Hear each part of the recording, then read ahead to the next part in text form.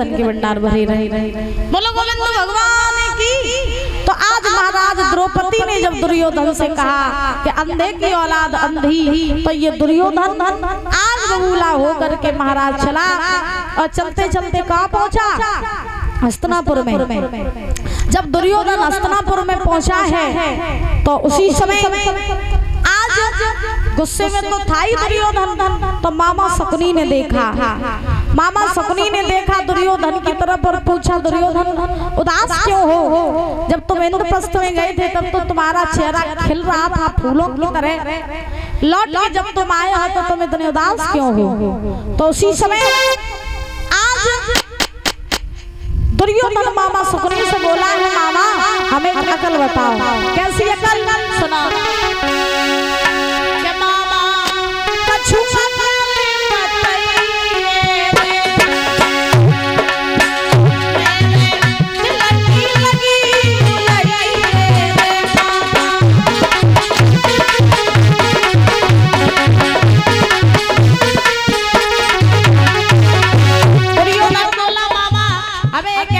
बताओ कैसी? द्रौपदी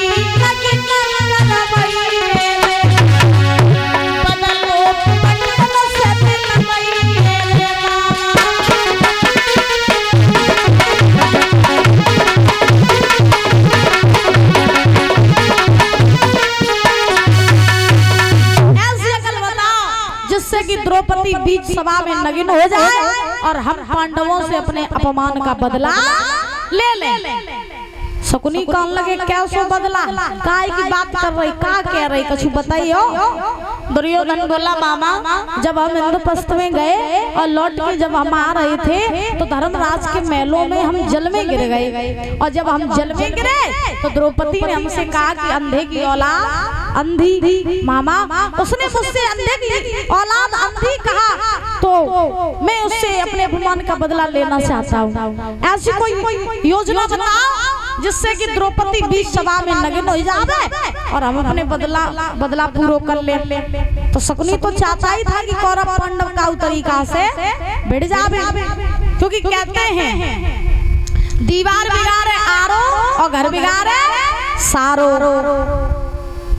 हाँ, दीवार बिगाड़े आरो घर बिगाड़े सारो। जोन घर में सारे की एंट्री, ससुराल वाले की एंट्री, फिर समझो अब घर को बंटा ढार निश्चित ही है। और हम तो यही कहेंगे कि घर में कितनी भी लड़ाइयाँ हो जाएं, महाराज चार दीवारी में बैठ के सुलझाए ले। कबू घरते बाहर बात को न जान दे, न घर परिवार में, न महाराज रिश्तेदारी में, न ससुराल में। लड़ाइयाँ हो जाओ करे तो खुद बैठ के महाराज सुलझाए ले, क्योंकि घरते बाहर अगर लड़ाई जाइए तो बाहर वाले जे तो भाई लड़ाई में महाराज दुख बांटवे को नहीं, जो बाहर वाले मजा लेवे को आते। हाँ, तुम्हारी लड़ाइयों की हंसी उड़ाने आते हैं। इसलिए चाहे भाई भाई की लड़ाई हो, चाहे सास बहू की लड़ाई हो, चाहे देरानी जेठानी की लड़ाई हो, आपस में महाराज बैठ के सुलझाए लो, घरते बाहर बात को न जान दे। लेकिन आजकल तो लड़ाई हो जाएगा तो सबसे पहले ससुराल वाले दिखाई दे। क्यों जी भैया? हाँ, सास बहू की लड़ाई हो जाए सबसे पहले अपने मैं गई फोन करती हूँ, मम्मी भैया पठे दो मेरी लड़ाई हुई, सास तो कोई घरे बुलवाए ले, अब हम नहीं कतई। हाँ, बोलो गोविंद भगवान की। तो देखो घर में कितनी भी लड़ाइयाँ हो जाए कभी ससुराल वालों को मत बुलाया करो। तो आज मामा शकुनी ने कहा दुर्योधन से कि सुनो, तुम काऊ तरीका से द्रौपदी को पांडवों सहित हस्तिनापुर में बुला लो और उन्हें जुआ का खेल खिलवा दो। मेरे पास कपट के 3 पासे हैं, उन तीनों पासों को फेंक करके हम धर्मराज से उनका सब कुछ छीन लेंगे, अंत में द्रौपदी को छीन के तुम अपने अपमान का बदला ले लेना। प्रेम से बोलो राधे राधे। आइए ताली बजा करके बोलेंगे सभी लोग एक भजन, उसके बाद जो है भगवान की पावन कथा में प्रवेश करेंगे।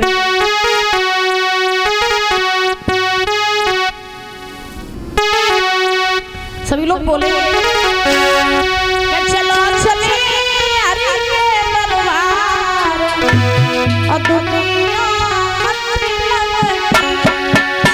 ओ चलो चले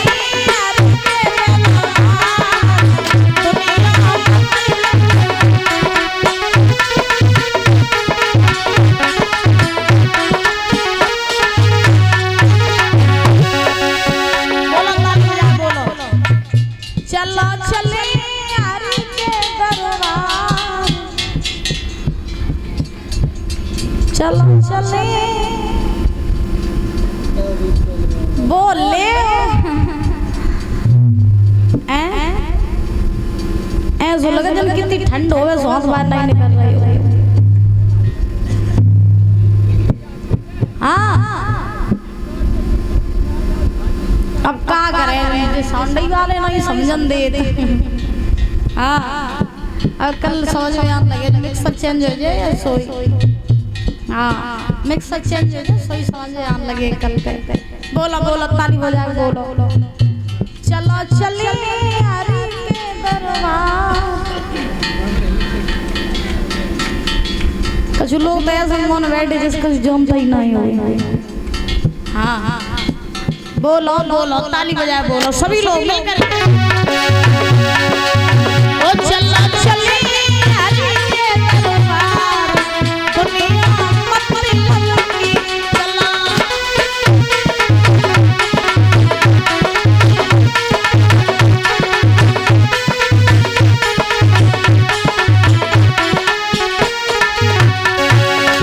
अपने प्रभु जाय मनाए, अपने प्रभु निष्ठान को बोल गए, निष्ठान ओ मेरो हुई जाइए ओ भारत दुनिया मतलब की चलो चले प्रभु के दरबार, दुनिया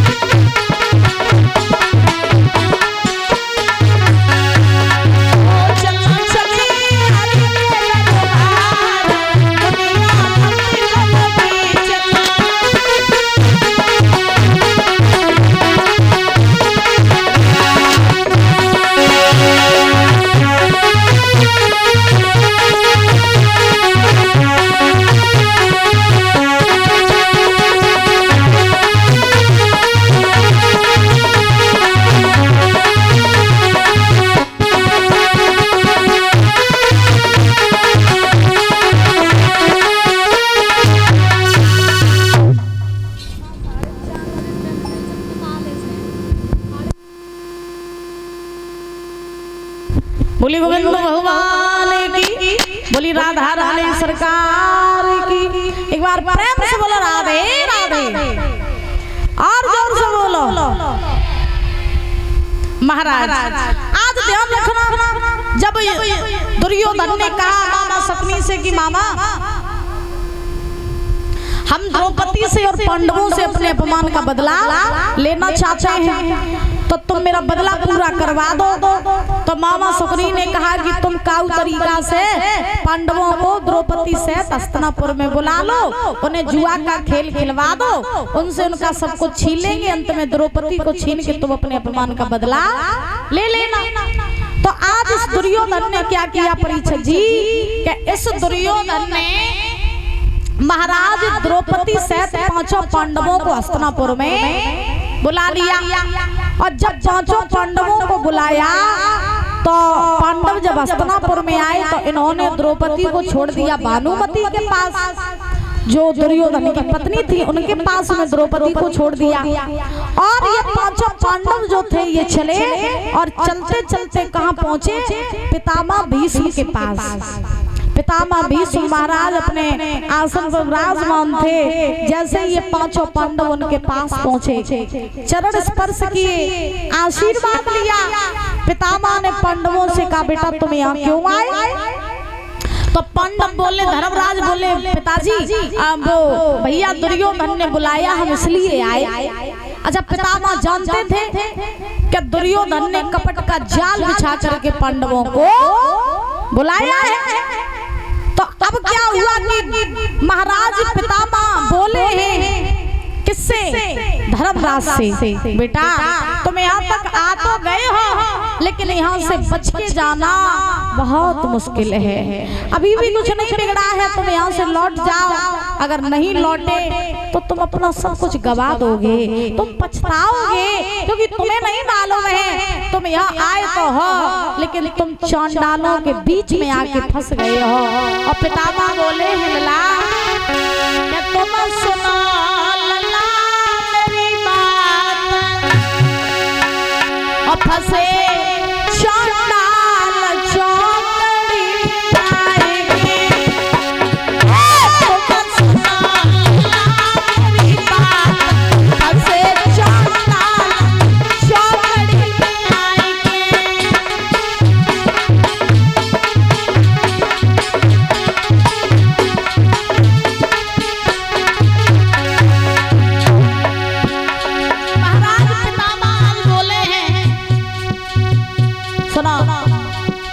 पांडवों तुम यहाँ आ तो गए हो लेकिन यहाँ से बच के जाना बहुत मुश्किल है, बहुत मुश्किल। तुम यहाँ कपट के जाल में आकर के फंस गए हो, तुम यहाँ चांडालों के बीच में आके फंस गए हो। बेटा मेरी बात मानो, यहाँ से लौट जाओ, लौट जाओ। तुम सुनो मेरी बात, फंसे चांडाल चौकड़ी आएगी। तुम सुनो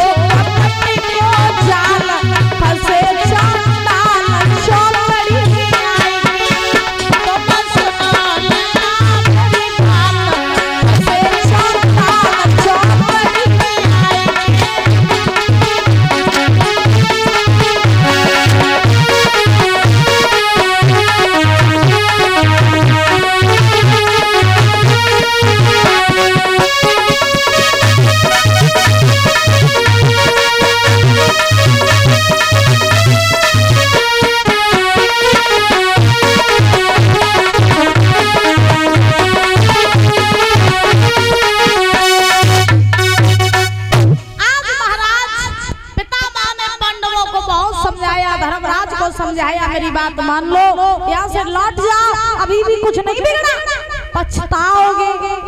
अब धर्मराज बोले भाई पिताजी बाबा, अगर मेरा भैया आप कह रहे हो कि दुर्योधन ने हमें कपट का जाल बिछा के यहाँ बुलाया है और हम कपट के जाल में फंस गए हैं, कोई बात नहीं।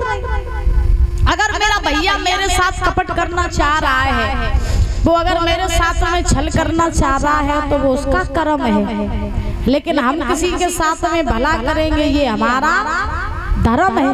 भाई जो जैसा करेगा वो उसको वैसा फल भोगना पड़ेगा, जो बोएगा वही पाएगा। तेरा किया आगे आएगा, और सुख दुख है क्या फल कर्मों का, जैसी करनी वैसी भरनी।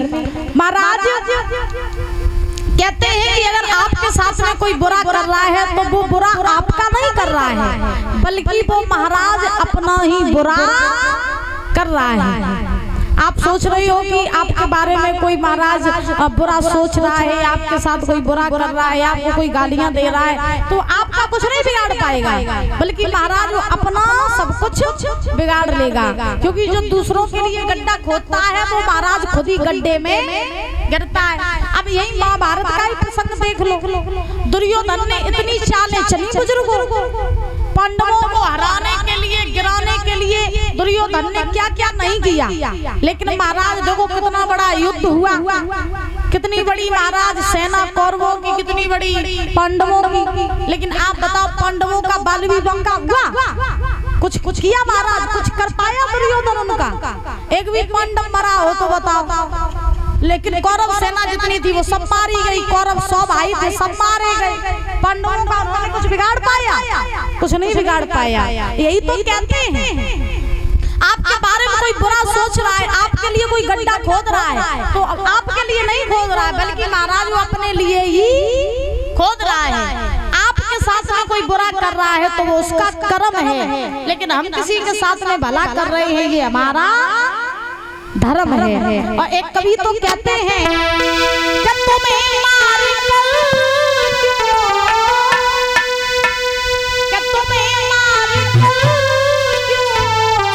और बिगाड़े धर्म,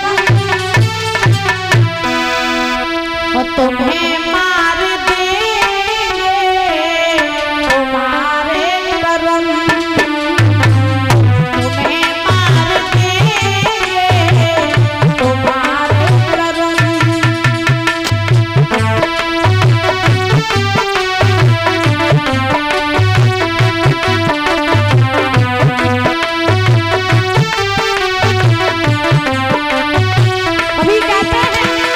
तुम्हारे कर्म।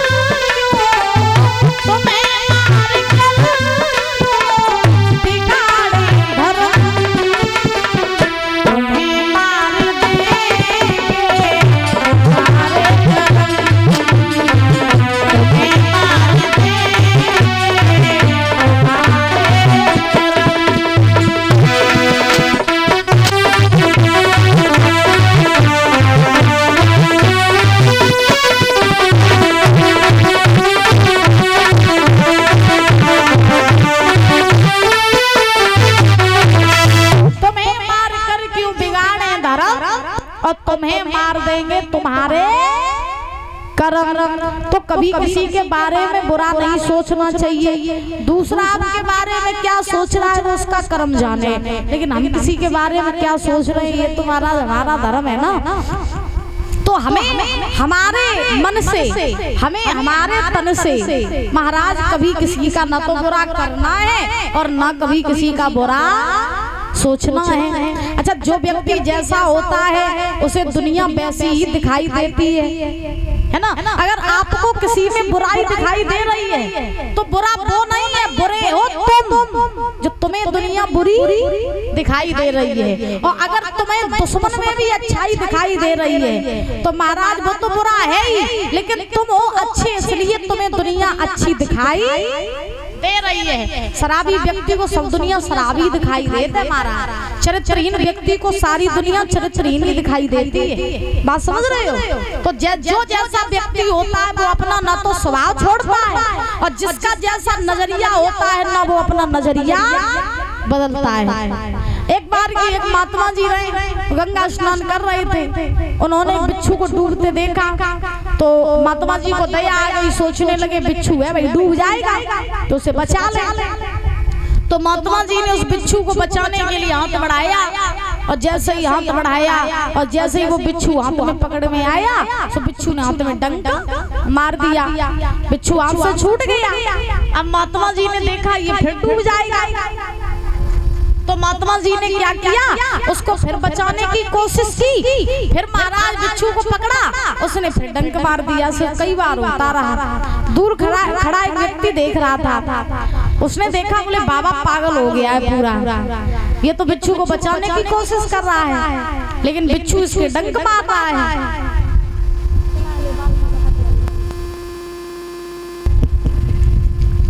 बोले गोविंद भगवान की। महाराज अब दूर खड़ा व्यक्ति देख रहा था, अब उसने कहा बाबा पागल हो गए हो पूरो, अब ये तो उसको बचा रहा है, लेकिन बिच्छू उसके डंक मार रहा है, उसे तो बाबा मर जाएगा। वो व्यक्ति बाबा के पास में आया, कहा बाबा ये बताओ तुम्हें बुद्धि खराब है क्या? बाबा बोले काय?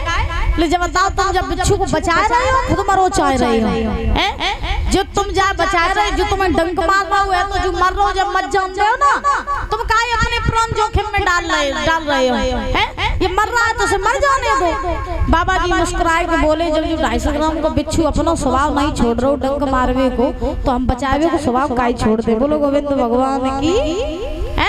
तो कहने का अभिप्राय कि महाराज जो जैसा होता है वो अपना स्वभाव कभी नहीं छोड़ता है। भाई अगर बिच्छू अपना स्वभाव छोड़ दे तो उसको हाथ में पकड़ के ना बच्चे खेलन लगे महाराज ले लेके। सांप अगर अपना स्वभाव छोड़ दे, महाराज डंक मारना छोड़ दे, सांप डसना छोड़ दे, तो सांप को महाराज बच्चा खेलन लगे महाराज पकड़ पकड़ के, है ना। तो कहने का भाव क्या अच्छा व्यक्ति अपना स्वभाव नहीं छोड़ता और बुरा व्यक्ति अपना स्वभाव नहीं छोड़ता। बोलो गोविंद भगवान की। ऐसे ही पांडवों ने पितामह से कहा बाबा अगर मेरा भैया दुर्योधन मेरा बुरा चाह रहा है तो वो उसका कर्म है, लेकिन मैं अपने शरीर से, अपने तन से, अपने मन से ना अपने भैया का बुरा चाहूंगा ना उसका बुरा करूंगा। वो जैसा करेगा वो मरेगा।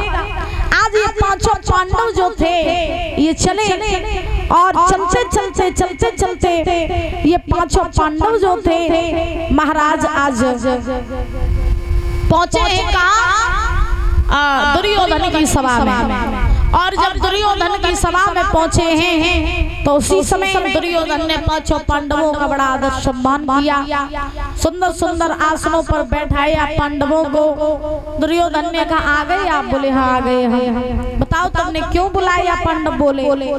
दुर्योधन बोला भैया बहुत दिन हो गए थे कौरव पांडव इकट्ठे नहीं हुए, आज इकट्ठे हो ही गए हो तो क्यों ना दो हाथ जुआ के खेल के हो जाए। पांडव बोले ठीक है हो जाए दो आप। जुआ के खेल की तैयारियां कराई गई। महाराज मामा शकुनी के पास में कपट के 3 पासे थे। मामा शकुनी आज दुर्योधन की तरफ हो गया, पांडव ये अलग हो गए। खेल की बारी आई। पहले गांव में धर्मराज युधिष्ठिर ने अपने मेल दुमेला लगाए, और जब मेल दुमेला लगाया तो उसी समय हुआ ये